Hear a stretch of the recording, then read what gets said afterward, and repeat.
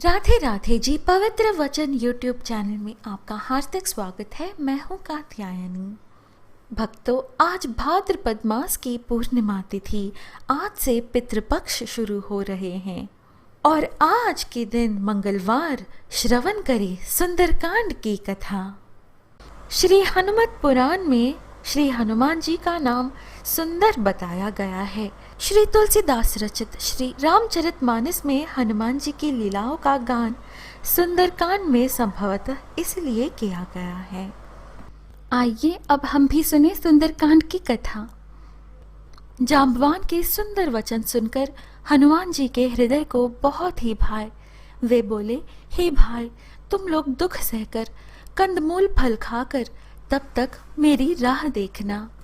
जब तक मैं सीता जी को देखकर लौट ना आऊं, काम अवश्य होगा, क्योंकि मुझे बहुत ही हर्ष हो रहा है।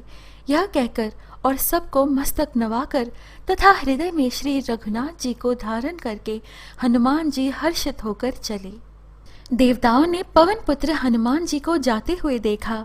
उनकी विशेष बल बुद्धि को जानने के लिए परीक्षार्थ उन्होंने सुरसा नामक सर्पों की माता को भेजा। उसने योजन भर 4 कोस में मुंह फैलाया। तब हनुमान जी ने अपने शरीर को उससे दूना बढ़ा लिया।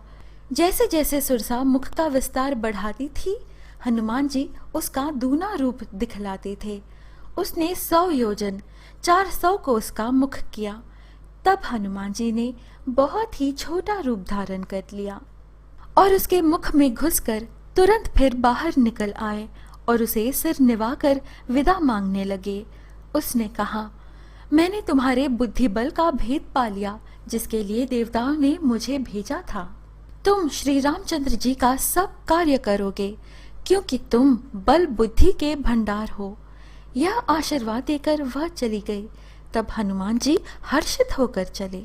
समुद्र में एक राक्षसी रहती थी। वह माया करके आकाश में उड़ते हुए पक्षियों को पकड़ लेती थी।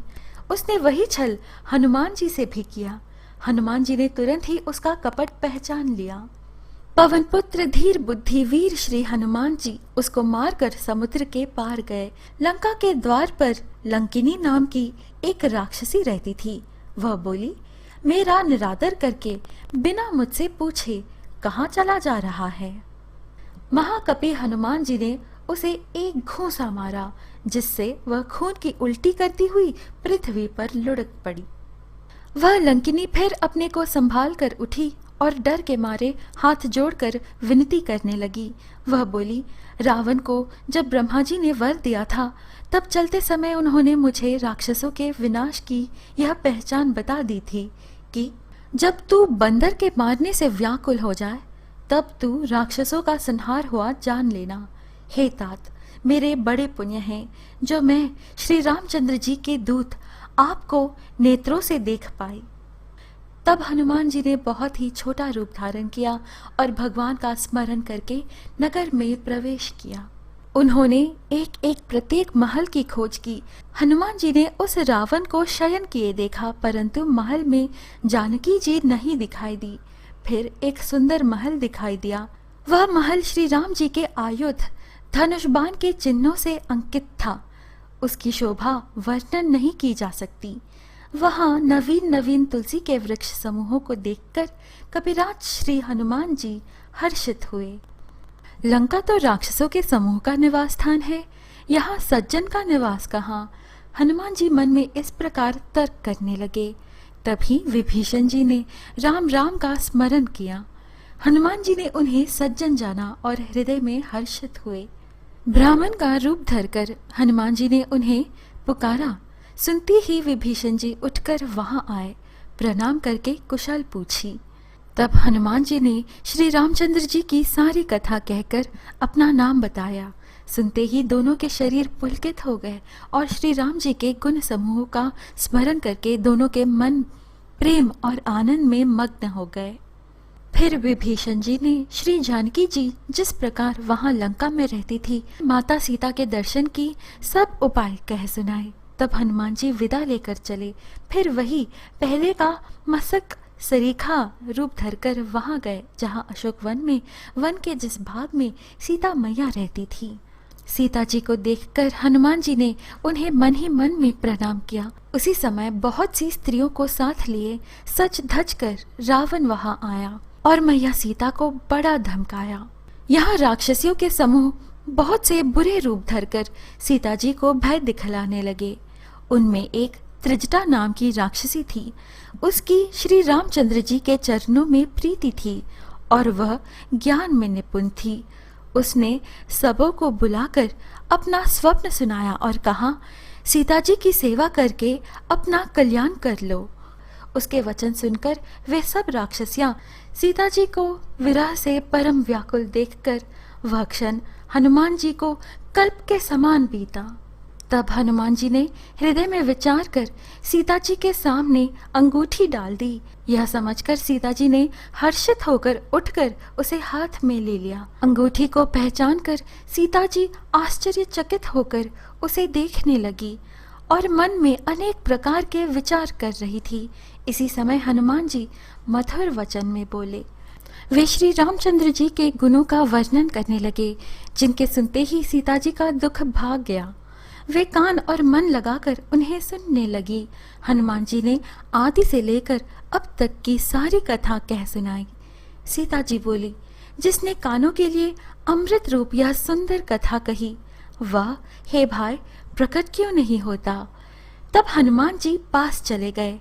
हनुमान जी ने कहा, हे माता जानकी, मैं श्री राम जी का दूत हूँ।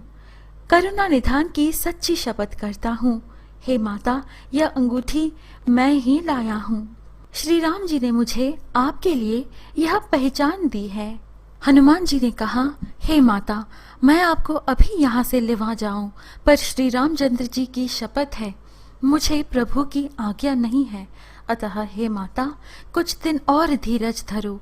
श्री रामचंद्र जी वानरों सहित यहाँ आएंगे और राक्षसों को मारकर आपको ले जाएंगे। सीता जी बोली, मेरे हृदय में बड़ा भारी संदेह होता है कि तुम जैसे बंदर राक्षसों को कैसे जीतेंगे। यह सुनकर हनुमान जी ने अपना शरीर प्रकट किया। सोने के पर्वत सुमेरु के आकार का अत्यंत विशाल शरीर था, जो युद्ध में शत्रुओं के हृदय में भय उत्पन्न करने वाला अत्यंत बलवान और वीर था। तब उसे देखकर सीता जी के मन में विश्वास हुआ। हनुमान जी ने फिर छोटा रूप धारण कर लिया। सीता मैया ने श्री राम जी के प्रिय जानकर हनुमान जी को आशीर्वाद दिया कि हे तात, तुम बल और शील के निधान हो। हे पुत्र, तुम बुढ़ापे से रहित अमर और गुणों के खजाने हो। श्री रघुनाथ जी तुम पर बहुत कृपा करें। वे सीता जी को सिर निवार कर चले और बाग में घुस गए, फल खाए और वृक्षों को तोड़ने लगे। वहां बहुत से योद्धा रखवाले थे।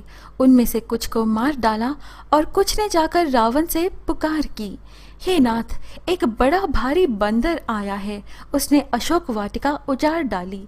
यह सुनकर रावण ने बहुत से योद्धा भेजे। उन्हें देखकर हनुमान जी ने गर्जना की। हनुमान जी ने सब राक्षसों को मार डाला। फिर रावण ने अक्षय कुमार को भेजा। वह असंख्य श्रेष्ठ योद्धाओं को साथ लेकर चला। उसे आते देखकर हनुमान जी ने एक वृक्ष हाथ में लेकर ललकारा और उसे मारकर महाध्वनि से गर्जना की। पुत्र का वध सुनकर रावण क्रोधित हो उठा और उसने अपने ज्येष्ठ पुत्र बलवान मेघनाद को भेजा कि हे पुत्र, मारना नहीं, उसे बांध लाना। फिर मेघनाद और हनुमान जी के बीच भीषण युद्ध हुआ। अंत में मेघनाद ने ब्रह्मास्त्र का प्रयोग किया। तब हनुमान जी ने मन में विचार किया कि यदि ब्रह्मास्त्र को नहीं मानता हूँ तो उसकी अपार महिमा मिट जाएगी। मेघनाद ने हनुमान जी को ब्रह्मबाण मारा, जिसके लगते ही वे वृक्ष से नीचे गिर पड़े और मूर्छित हो गए। तब वह उनको नागपाश से बांधकर ले गया।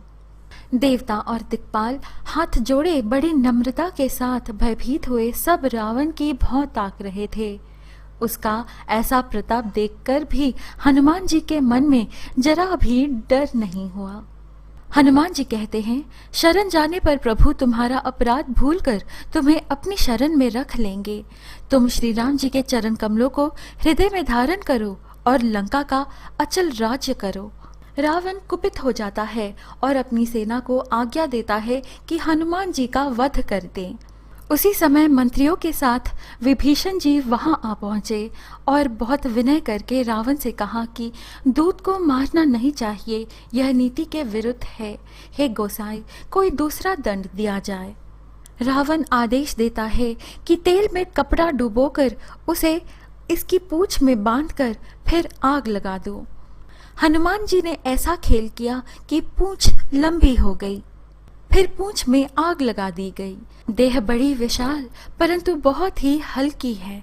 वे दौड़कर एक महल से दूसरे महल पर चढ़ जाते हैं। नगर जल रहा है, लोग बेहाल हो गए हैं। आग की करोड़ों भयंकर लपटें झपट रही हैं। हनुमान जी ने एक ही क्षण में सारा नगर जला दिया, एक विभीषण जी का घर नहीं जलाया। फिर वे समुद्र में कूद पड़े। समुद्र लांघ कर वे इस पार आए और उन्होंने वानरों को हर्ष ध्वनि सुनाया। हनुमान जी को देखकर सब हर्षित हो गए और तब वानरों ने अपना नया जन्म समझा। हनुमान जी का मुख प्रसन्न है और शरीर में तेज विराजमान है, जिससे उन्होंने समझ लिया कि ये श्री रामचंद्र जी का कार्य कर आए हैं। हनुमान जी ने आकर श्री राम जी को जानकी मैया की चूड़ामणि दी। श्री राम जी ने हनुमान जी को गले लगा लिया और लंका के हाल पूछे। प्रिय मित्रों, श्री रामचरितमानस के पंचम सोपान श्री सुंदरकांड में श्री हनुमान जी की कथा इस तरह वर्णन की गई है। आशा है आपको हमारी यह प्रस्तुति अच्छी लगी। इस तरह के और वीडियोस पाने के लिए आप हमारे चैनल पवित्र वचन को कृपया सब्सक्राइब करें। फिर मिलते हैं अगली वीडियो में। बजरंगबली हनुमान जी की जय।